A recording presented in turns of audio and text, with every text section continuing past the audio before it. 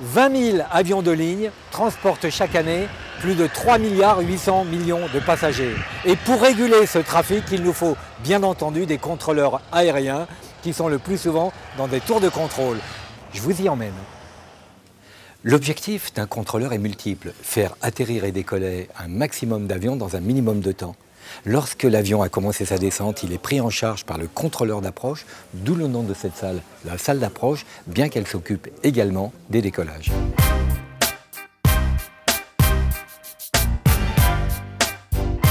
Alors, comment ça se passe? On a un écran, chaque avion est identifié avec son altitude, son cap, etc. La complexité, c'est que les avions arrivent du nord, du sud, de l'est, de l'ouest. On voit ici un Airbus A320 qui est en descente et qui va venir s'intercaler dans tout l'axe des descentes pour se mettre sur les pistes sud.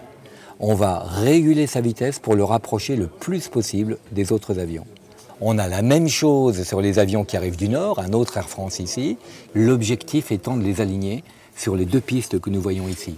Le talent du contrôleur aérien, c'est de faire réduire le temps de vol et de réduire donc la consommation et le bruit. Alors l'idéal, ce serait de réduire les moteurs et d'avoir ce qu'on appelle une descente continue tout réduit quasiment jusqu'à l'atterrissage. C'est pas si simple parce qu'il faut faire passer les avions au-dessus, en dessous. Donc faire des paliers intermédiaires aux avions, mais un palier ça coûte cher. Imaginez qu'un palier à 1200 mètres d'altitude, ce qui est le cas ici, eh bien c'est 100 litres de consommation par minute. Et une fois que tous ces avions sont alignés, eh bien on passe à la vigie. Et là, ça se passe 80 mètres plus haut. Une fois les avions à moins de 10 km de l'aéroport, les avions sont pris en charge par les contrôleurs de la vigie, là où nous sommes actuellement. Et 1400 avions qui décollent et qui se posent chaque jour ici à Roissy, ça veut dire aussi les faire rouler de et vers leur poste de stationnement. Et là, c'est pas si simple. Air France 1854, vous êtes autorisé en piste 26 droite, départ Eric Sud 3 Bravo, transpondeur 76 47.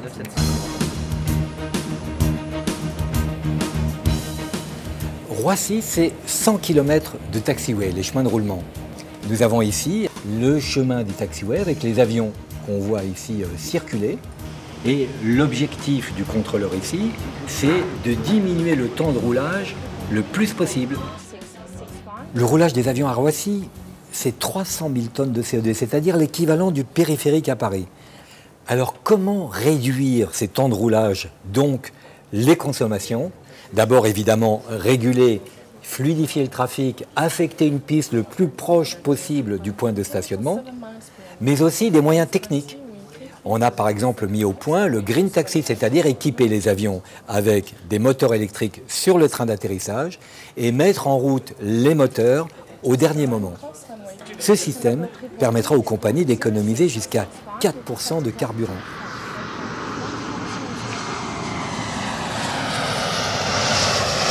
Voilà, il a décollé, on met take-off, archivé.